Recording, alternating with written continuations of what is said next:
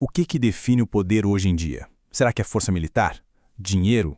Tecnologia? Bom, nessa análise a gente vai desvendar como as regras do jogo global foram, completamente reescritas. Sabe, tem uma ideia que circula por aí de que o poder hoje é só uma questão de economia.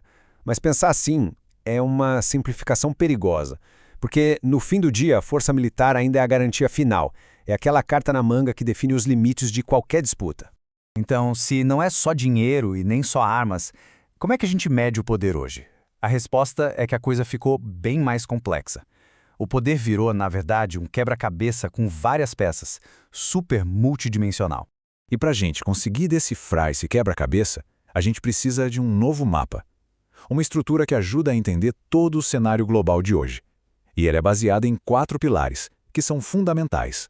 Olha só, a competição pela dominância hoje em dia acontece ao mesmo tempo nesses 4 campos. Não adianta mais só ter o maior exército, sabe? É preciso também controlar a economia, estar na frente da inovação tecnológica e, talvez o mais importante de tudo, dominar a narrativa, a história que é contada para o mundo.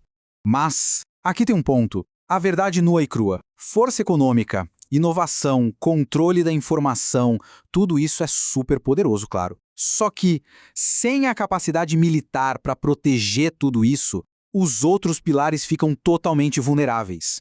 É o poder militar que, lá no final das contas, ainda dita as regras do jogo.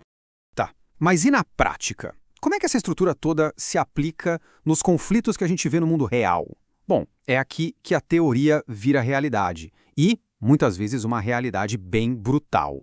A própria natureza da guerra mudou. E mudou muito. Aquela imagem de guerra clássica, sabe, com linhas de frente bem definidas, exércitos se enfrentando, isso ficou para trás. Hoje, os conflitos são o que a gente chama de híbridos. É uma batalha que acontece ao mesmo tempo em todos os campos: militar, econômico, digital e o da informação. O conflito na Ucrânia é um exemplo perfeito disso. A gente vê a Rússia usando a força militar direta no terreno, ao mesmo tempo que usa a pressão econômica, mexendo no fornecimento de energia. Enquanto isso, a tecnologia, como os drones, domina o campo de batalha tático e, para completar, uma campanha de informação gigantesca tenta influenciar a opinião pública no mundo todo. É uma estratégia, assim, totalmente integrada. E esse ponto aqui é fundamental. Atacar a infraestrutura de energia não é só um ato militar, percebe? É uma arma econômica, feita para paralisar a sociedade. As linhas que separavam o campo de batalha militar do econômico, elas estão simplesmente desaparecendo. E essa questão da tecnologia dos drones não é algo isolado de um único conflito, não. Os dados mostram que essa é uma tendência global. Os drones viraram uma ferramenta de guerra acessível, quase onipresente, e estão redefinindo as táticas militares no mundo inteiro. Bom, se o presente é assim, o que será que o futuro dos conflitos nos reservem? A tendência aponta para uma aceleração da tecnologia ainda mais vertiginosa. As linhas vão ficar ainda mais borradas, quase invisíveis. A própria ideia de uma declaração formal de guerra pode virar coisa do passado. Os conflitos do futuro vão começar em silêncio, com um ataque digital aqui, uma manobra econômica ali, e a gente pode acabar num estado de guerra sem nem se dar conta.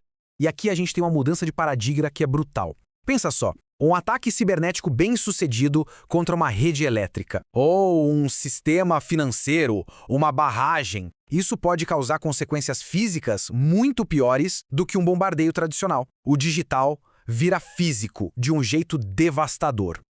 E o próximo grande salto, ele não é ficção científica, ele já está acontecendo. A inteligência artificial entrando em sistemas de armas, de vigilância, de tomada de decisão, isso representa talvez a maior revolução na arte da guerra desde que a bomba atômica foi inventada. Certo. Então o que tudo isso significa no final das contas? Todos esses pilares, todas essas tendências, eles se juntam numa nova e poderosa equação. Uma equação que define o que é dominar no século XXI. E a fórmula para o poder no mundo moderno é essa. A dominância não vem mais só da força militar bruta, ela vem da combinação, da sinergia entre dominar a tecnologia de ponta e ter a capacidade de usar essa força. Na era digital, um pilar sozinho, sem o outro, ele fica simplesmente incompleto. E para fechar, fica uma provocação, um pensamento final sobre os desafios dessa nova era. Se o primeiro ato de uma guerra pode ser um código de computador, uma campanha de desinformação, como é que uma sociedade vai saber que está sob ataque antes que seja tarde demais? A linha de partida, ela simplesmente ficou invisível.